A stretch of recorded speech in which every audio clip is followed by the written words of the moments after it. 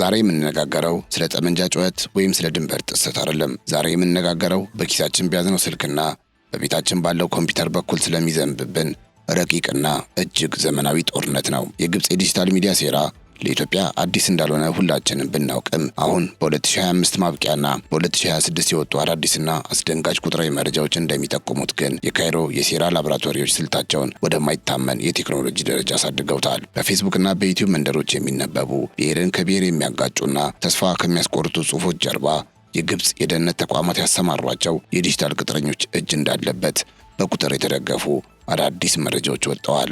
ግብጽ በታሪካዊው የአባይ ውሃና አሁን ደግሞ በባህር ጥያቄያችን ዙሪያ ያላትን ሴራ በየጊዜው እየቀያየረች ዛሬ የኢትዮጵያን ውስጣዊ አንድነት ለመበጥበጥ በሚሊዮን የሚቆጠሩ የሐሰት አካውንቶችን እንደ ዋና የጦር መሳሪያ አሰማርታለች። እነዚህ አካውንቶች በኢትዮጵያ ስም የተከፈቱ የአገሪቱን ሰንደቅ ዓላማና ቋንቋ ለብሰው የሚንቀሳቀሱ ቢሆንም ውስጣቸው ግን በከፋፋይነትና በጥፋት መርዝ የተሞላ መሆኑን ገለልተኛ የዲጂታል ምርመራዎች አረጋግጠዋል። በተለይ በፌስቡክ ላይ የሚለቀቁት ጽሑፎች ትኩረታቸው ሕዝቡን በብሔር መከፋፈልና በሀገራዊ የልማት ጥያቄዎች ላይ ጥርጣሬ እንዲያድርበት ማድረግ ነው። ይህም ኢትዮጵያ ትኩረቷን ከታላላቅ ፕሮጀክቶቿ አዙራ በውስጥ ትርምስ እንድትጠመድ ለማድረግ ታልሞ የተሰራ ሰፊ ሴራ ነው። አስደንጋጩ መረጃ ደግሞ ግብጽ ይህንን የዲጂታል ጦርነት ለማካሄድ በቀን በሚሊዮን የሚቆጠር የዶላር በጀት መመደቧ ነው። ይህ ግዙፍ ገንዘብ የሚውለው የኢትዮጵያን ቋንቋዎች አቀላጥፈው የሚናገሩ የሶሻል ሚዲያ ሰላዮችን ለመቅጠርና የጥላቻ መልእክቶችን ስፖንሰር በማድረግ በሚሊዮኖች ዘንድ እንዲዳረሱ ለማድረግ ነው። በ2025 ብቻ በተደረገ ጥናት በኢትዮጵያ የፌስቡክ ምህዳር ውስጥ የሚዘዋወሩና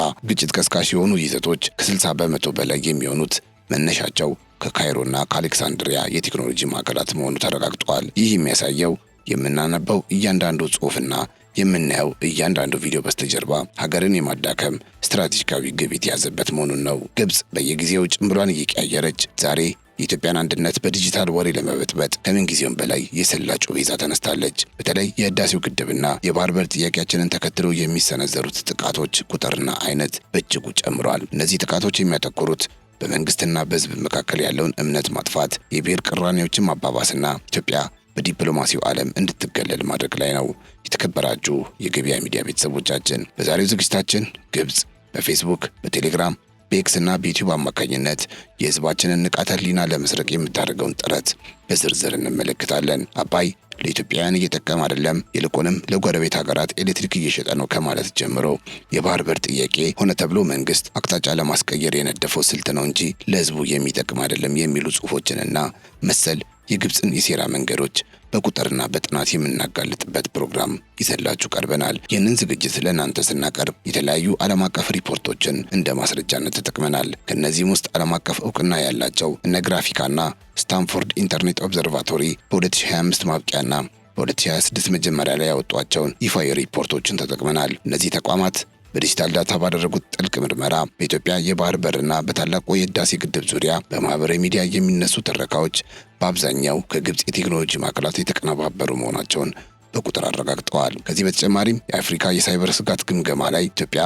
በቀጠናው ከፍተኛ የሳይበር ጥቃት ኢላማ መሆኗንና ይህም ጥቃት ከጂኦፖለቲካዊ ፍላጎቶች ጋር ቀጥተኛ ቁርኝት እንዳለው በዝርዝር አስቀምጠዋል። በተመሳሳይ የማህበራዊ ሚዲያ ግዙፉ ኩባንያ ሜታ ዓመታት በፊት ባወጣው ሪፖርት በግብጽ የሚንቀሳቀሱና በኢትዮጵያ የውስጥ ጉዳይ ላይ የሚያተኩሩ የተቀናጁ የሐሰት አካውንቶችን ኮኦርዲኔትድ ኢንአውተንቲክ ቢሄቪየር በገፍ መዝጋቱን የጠቀሰበትን ሪፖርት እንደ ማስረጃ ተጠቅመናል። እንዲሁም ዲጂታል ፎረንሲክ ሪሰርች ላብ ወይም ዲኤፍአር ላብ የተሰኘው ተቋም ባደረገው የዳታ ትንተና በፌስቡክና በኤክስ ላይ የሚሰራጩ የብሔር ግጭት ቀስቃሽ መልእክቶች በሰከንዶች ልዩነት በሚሊዮን በሚቆጠሩ አውቶሜትድ ቦቶች አማካኝነት እንዴት እንደሚሰራጩ በተጨባጭ ማስረጃ ያሳየበትን ዳታ ተጠቅመናል። እኛም ዛሬ እነዚህን ታማኝ ዓለም አቀፍ ተቋማት ሪፖርቶች መነሻ በማድረግ በዲጂታሉ ዓለም የተደገሰልንን የከፋፋይነት ድግስ በመረጃና በአሃዝ አስደግፈን በዝርዝር እንፈትሻለን። እነዚህ ዓለም አቀፍ ተቋማት ሪፖርታቸውን የሚያወጡት በከፍተኛ የቴክኖሎጂ ቋንቋና በረቂቅ ዳታ በመታገዝ ነው። እኛም ለእናንተ እንዲመች አድርገን እነዚህን ውስብስብ የሳይበር ደህንነት ሪፖርቶች ከ2026 ነባራዊ ሁኔታ ጋር እያቀናጀን እናቀርብላችኋለን። በዚህ ዙሪያ የተሰማችሁን የትኛውንም ሀሳብና አስተያየት ብታቀርቡልን በደስታ እንቀበላለን። ቻናላችንን ሰብስክራይብ፣ ይህ ቪዲዮ ደግሞ ላይክ ማድረግ እንዳይረሱ ስንል በአክብሮት እንጠይቃችኋለን። ከአፍታ ቆይታ በኋላ ተመልሰን እንገናኝ።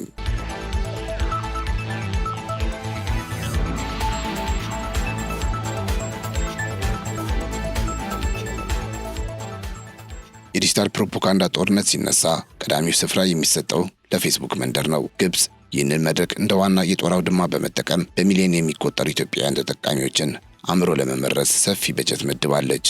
በተለይም በ2024 እና 25 በወጡ ገለልተኛ የሳይበር ምርመራዎች መሰረት በኢትዮጵያ ስም የተከፈቱ ግን የካይሮ አድራሻ ያላቸው ገጾች በከፍተኛ ሁኔታ ጨምረዋል። እነዚህ ገጾች በቀን በአማካይ ከ2000 በላይ የጥላቻ መልእክቶችን የሚያሰራጩ ሲሆን ዓላማቸውም የህዝቡን ስነ ልቦና መስበርና ጥርጣሬ መዝራት ነው። የፕሮፓጋንዳ ዋነኛ ትኩረት ደግሞ የህዳሴው ግድብ ለኢትዮጵያ ምንም አይነት ፋይዳ የለውም የሚል የተሳሳተ ትረካ መፍጠር ነው። ግድቡ የተገነባው ለጎረቤት ሀገራት ኤሌክትሪክ ለመሸጥ ነው እንጂ ለኛ ለኢትዮጵያውያን አይደለም የሚሉ ጽሑፎች በፌስቡክ ላይ በስፖንሰር እንዲሰራጩ ይደረጋል። ይህም በህዝብና በመንግስት መካከል ቅሬታን ለመፍጠር የታለመ ስልታዊ ጥቃት ነው። ከ3 ሚሊዮን በላይ የፌስቡክ ተጠቃሚዎች ባለፉት 2 ዓመት ብቻ እንዲህ አይነት አሳሳች መረጃዎች በግድግዳቸው ላይ እንዲያርፉ ተደርጓል። ቁጥሩን ልብ ብላችሁታል? ከ3 ሚሊዮን በላይ የፌስቡክ ተጠቃሚዎች ናቸው እንዲህ አይነት አሳሳች መረጃዎችን ፖስት ያደረጉት። ታዲያ ምንም እንኳ ሜታ በየጊዜው የደህንነት ሪፖርት ወይም አድቨርሳሪያል ትሪት ሪፖርት እያወጣ አካውንቶችን ቢዘጋም ግብጽ ግን ስልቷን ቀይራለች። ከ2025-26 ወዲህ በታየው ለውጥ አካውንቶቹ ሲዘጉ ወዲያውኑ በሺዎች የሚቆጠሩ አዳዲስ አካውንቶችን በሰከንዶች ውስጥ መክፈት የሚያስችል የሰው ሰራሽ አስተውሎት AI መጠቀማቸው ነው በሪፖርቱ የተመላከተው። ከዚህም ባሻገር ሀገሪቱ የተከፋፈለ ጥቃት ዲሴንትራላይዝድ አታክ የተሰኘው መንገድ በስፋት እየተጠቀመች ትገኛለች። ይህም ማለት በአንድ ትልቅ ገጽ ፋንታ በሺዎች የሚቆጠሩ ትናንሽና የግል የሚመስሉ አካውንቶችን በመጠቀም የፌስቡክን የክትትል ሲስተም ለማለፍ መሞከራቸው ነው። ከ2 ዓመት በፊት የተጀመረው ይህ የዲጂታል ቦት ቴክኖሎጂ ዘመቻ አሁን ላይ ወደ ተራቀቀ የሰው ሰራሽ አስተውሎት AI ተሸጋግሯል። ግብጽ እነዚህን አውቶሜትድ አካውንቶች በመጠቀም የብሔር ግጭቶችን የሚያባብሱ ጽሑፎች በደቂቃዎች ውስጥ በ10 ሺዎች የሚቆጠሩ ላይክና ሼር እንዲያገኙ ታደርጋለች። ይህ የሚደረገው የኢትዮጵያ ሕዝብ አንድነቱን እንዲያጣና እርስ በርሱ እንዲጠራጠር ለማድረግ ነው። እያንዳንዱ የጥላቻ ጽሑፍ በስተጀርባ በካይሮ የሚገኙ የዲጂታል ላቦራቶሪዎች እጅ እንዳለበት እነዚሁ ዓለም አቀፍ የዳታ ተንታኞች በተደጋጋሚ አስጠንቅቀዋል።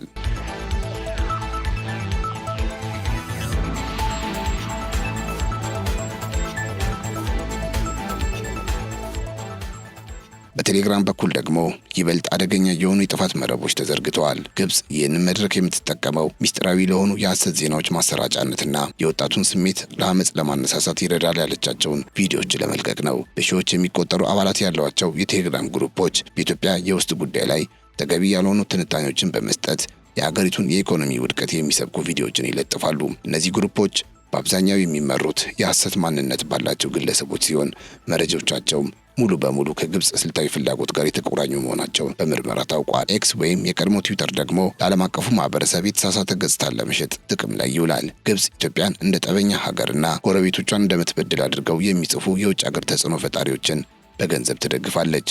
ባለፉት 2 ዓመታት ብቻ ከ400 ሺህ በላይ የትዊተር መልእክቶች በኢትዮጵያ ላይ ጫና እንዲደረግ የሚጠይቁ ሃሽታጎችን ተጠቅመዋል። የዲጂታል ዲፕሎማሲ ኢትዮጵያ ያላትን የውጭ ኢንቨስትመንትና የብድር አቅርቦት እንዲቋረጥ ለማድረግ የታለመ የወረርሽኝ ያህል አደገኛ እንቅስቃሴ ነው። ሌላው ግን የብሔር ፖለቲካን እንደ መሳሪያ መጠቀም የግብጽ ዲጂታል ሰራዊት ዋነኛ መለያው ነው። በተለያዩ ክልሎች መካከል ያለውን ልዩነት በማጉላት ይህ ብሔር ያኛውን እየጨቆነ ነው የሚሉ ጽሑፎች በተለያዩ ቋንቋዎች ተተርጉሞ ይሰራጫሉ።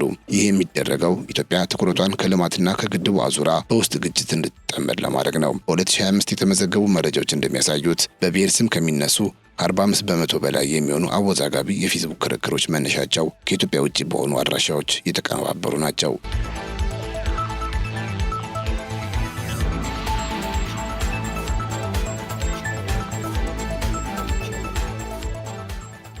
ግብጽ የምትከተለው ሌላው ስልት የሳይንሳዊ ፕሮፓጋንዳ የተሰኘውን ነው። ግድቡ የቴክኒክ ብቃት የለውም ወይም ሊፈርስ ይችላል የሚሉ የሐሰት ሪፖርቶች በቪዲዮ ተቀናብረው በዩቲዩብ ይለቀቃሉ። እነዚህ ቪዲዮዎች ከፍተኛ ጥራት ያላቸውና ለተመልካች እውነተኛ የሚመስሉ ሲሆኑ በኢትዮጵያ የውሃ ባለሙያዎች ስም የቀረቡ የሐሰት ምስክሮችም ይካተቱበታል። ዓላማው በግድቡ ዙሪያ በሕዝብ ዘንድ ያለውን ኩራት ወደ ስጋት መቀየር ነው። ይህ አይነቱ የሳይኮሎጂካል ጦርነት ሕዝቡ ለልማቱ ያለውን ድጋፍ እንዲቀንስ ለማድረግ የታለመ ሰይጣናዊ ሊባል የሚችል ክፉ ስራ ነው። የማህበራዊ ሚዲያ ተጽዕኖ ፈጣሪዎችን ወይም ኢንፍሉዌንሰርን በገንዘብ መግዛት ደግሞ ሌላኛው የተረጋገጠው ማስረጃ ነው። ግብጽ በውጭ ሀገራት የሚኖሩ ወይም በሀገር ውስጥ ያሉ ከፍተኛ ተከታይ ያላቸውን ግለሰቦች በመመልመል የሀገር ውስጥ አለመረጋጋትን የሚያበረታቱ መልእክቶችን እንዲያስተላልፉ ታደርጋለች። ለዚህም ሲባል በቢሊዮን የሚቆጠር ዶላር በየዓመቱ ወጪ ይደረጋል። እነዚህ ግለሰቦች በዲጂታል ወሬዎች አማካኝነት የህዝቡን አቅጣጫ በማስቀየር የግብፅን ፍላጎት ያለምንም ጥያቄ እንዲቀበል ለማድረግ የሚሰሩ የካይሮ ድምፅ ማጉያዎች ሆነው እያገለገሉ ይገኛሉ። የቁጥራዊ መረጃዎች እንደሚጠቁሙት ግብፅ በዲጂታል ሚዲያ አማራጮች ላይ ያላትን ተሳትፎ በ300% ጨምራለች። ሌላው የኢትዮጵያውያንን ሃይማኖታዊና ባህላዊ እሴቶች በመጠቀም የማያባራ ጸብ እንዲነሳ ማድረግ ሌላው የግብፅ ሴራ አካል ነው። በሃይማኖት ተቋማት መካከል ጥርጣሬ የሚፈጥሩ ጽሑፎች በስፋት በፌስቡክ ግድግዳዎች ላይ ይለጠፋሉ። ይህም ህዝቡ በጋራ እሴቶቹ ቆሞ እንዳይከላከልና እርስ በርሱ እንዲሻኮስ ለማድረግ የታለመ ነው። ባለፉት 2 ዓመታት የታዩት የሃይማኖት ነክ ውዝግቦች ሁሉ በማህበራዊ ሚዲያ በኩል በግብፅ የዲጂታል ሰራዊት ሲቀጣጠሩ እንደነበር የዳታ ትንተናዎች ያረጋግጣሉ። ይህ ረቂቅ ጥቃት የሀገሪቱን ማህበራዊ መሰረት ለመናድ የታለመ ነው። በዩቲዩብ በኩል የሚለቀቁ አጫጭር ቪዲዮዎችና ቲክቶክ ደግሞ የወጣቱን ክፍል ኢላማ ያደረጉ ናቸው። ወጣቱ ለሀገራዊ ጉዳዮች ትኩረት እንዳይሰጥና በብሔር ጽንፈኝነት እንዲሰክር የሚያደርጉ ተንቀሳቃሽ ምስሎች በከፍተኛ ፍጥነት ይሰራጫሉ። ግብፅ እነዚህ መድረኮች የምትጠቀመው ኢትዮጵያዊነትን የሚያንቋሽሹና ጎሳን ከፍ የሚያደርጉ ይዘቶችን በማስተዋወቅ ነው። ይህ የትውልድ አእምሮን የመስረቅ ዘመቻ ለወደፊቱ ሀገር የሚረከበውን ኃይል ተስፋ ለማስቆረጥና ለጥፋት ለማዘጋጀት ታልሞ የተሰራ ያለ ሰፊ ፕሮጀክት ነው። የኢኮኖሚ ጥቃቱ ደግሞ ኑሮ ተወደደ፣ መንግስት ሰራተኛውን መመገብ አልቻለም የሚሉ እውነተኛ ችግሮችን ከሐሰት ትንታኔ ጋር በማቀላቀል ይቀርባል። ግብፅ እነዚህ መረጃዎች በስፋት የምታጋራው ህዝቡ በኢኮኖሚው ተስፋ ቆርጦ ወደ አደባባይ አመፅ እንዲወጣ ለማድረግ ነው። ይህ ስልት ቀደም ሲል በሌሎች ሀገራት የተሞከረና ውጤታማ የሆነ የስልት አካል ነው። በፌስቡክ ገጾች ላይ የሚለቀቁት የዋጋ ግሽበት መረጃዎች እውነታን መሰረት አድርገው ነገር ግን አብዛኞቹ የተጋነኑና የህዝቡን ስጋት ለመጨመር ሆን ተብሎ የተቀነባበሩ መሆናቸውንም ጥናቶቹ አረጋግጠዋል።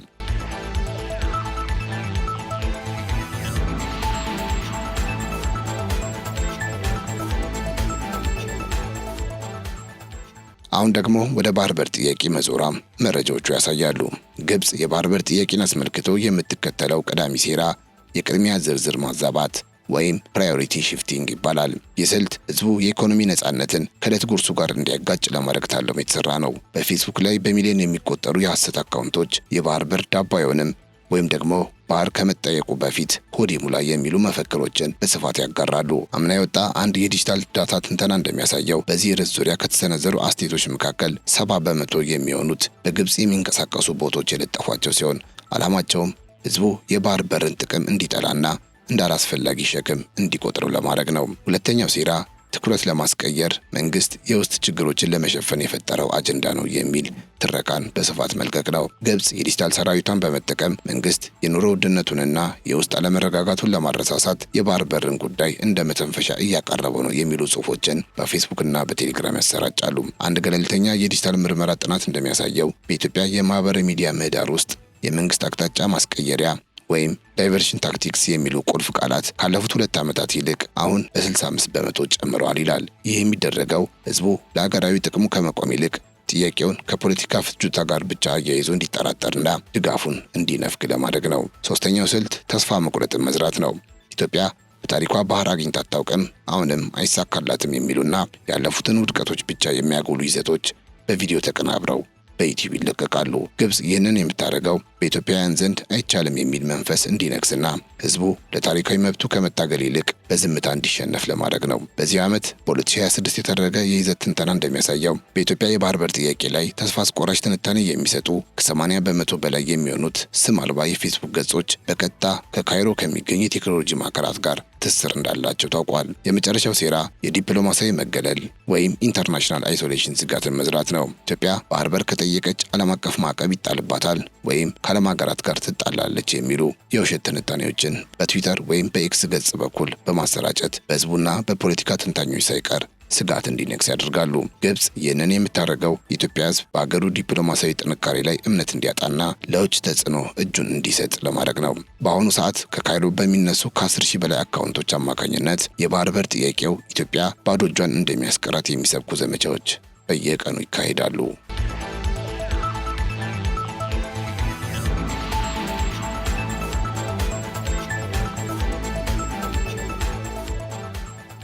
የተከበራችሁ የገበያ ሚዲያ ቤተሰቦቻችን ዛሬ በዝርዝር የተመለከትናቸው ቁጥራዊ መረጃዎችና የሴራ ትንተናዎች የሚያሳዩን አንድ ትልቅ እውነት አለ።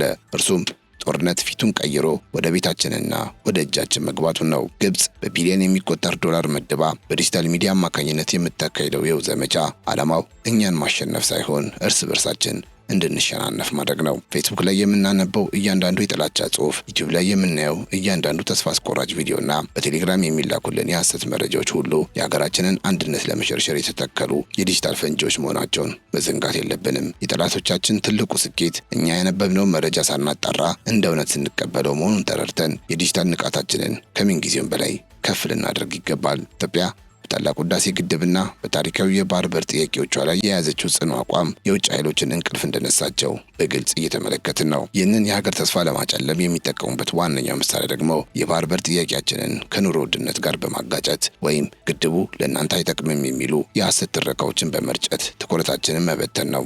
ማንኛውም አይነት የብሔር ግጭት የሚሰብኩ በሀገራዊ ፕሮጀክቶቻችን ላይ ጥርጣሬ የሚዘሩ መረጃዎች ሲያጋጥሟችሁ ከጀርባ ያለውን ጭንብል የለበሰ የግብጽ የዲጂታል ሰራዊት እጅ አስታውሱ። አንድነታችንን ወሬ የሚበጠብጥ ጠላት በጦር ሜዳ ከሚገጥመን ጠላት በላይ አደገኛ መሆኑን አውቀን የሐሰት ትረካዎችን የመመከት ዜጋዊ ግዴታችንን ልንወጣ ይገባል። በመጨረሻም ይህ ዝግጅት እንዲቀርብ የተፈለገው እያንዳንዱ ኢትዮጵያዊ በዲጂታሉ ዓለም ውስጥ የሀገሩ የቁርጥ ቀን ጠባቂና ጋሻ እንዲሆን ነው። ከእንግዲህ የባህር በር ጥያቄያችንን እንደ ስጋት፣ የህዳሴ ግድባችንን ደግሞ እንደ ኪሳራ ለማቅረብ የሚሞክሩ የረቀቁ የፕሮፓጋንዳ ስልቶችን በንቃት መለየት ይኖርብናል። በሚሊዮን የሚቆጠሩ የሐሰት አካውንቶች ቢዘመቱብንም በእውነት ላይ የቆመ አንድ የነቃ ዜጋ በሺዎች የሚቆጠሩ የውሸት ትረካዎች የማክሸፍ ኃይል አለው። በመሆኑም በሶሻል ሚዲያ አጠቃቀማችን ላይ ከፍተኛ ጥንቃቄ ልናደርግ ይገባል። አብራችሁን ስለነበራችሁ እጅግ እናመሰግናለን። ቪዲዮ ወደ ሌሎች እንዲዳረስ ላይክ ማድረጋችሁ እንዳትረሱ። ለቻናላችን አዲስ ከሆናችሁ ሰብስክራይብ በማድረግ ቤተሰብ ይሁኑ። በያላችሁበት ሰላም